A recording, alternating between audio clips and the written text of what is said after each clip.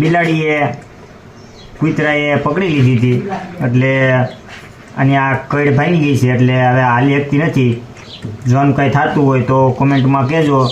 ના કોઈ બિલાડી કોઈ સાચવતું હોય ને એડોપ્ટ કરે એવા હોય તો કહેજો, કારણ કે દરરોજના માટે અહીંયા ઘેરે ન હાલે કે દરવાજો ખુલ્લો હોય તો પાછું કૂતરું અંદર આવીને પકડી લે છે. એટલે કે એવું હાલતું હોય ટ્રસ્ટનું તો એના નંબર આપજો, તો ત્યાં સુધી ઠેઠ સુધી હું પહોંચાડી દઈશ.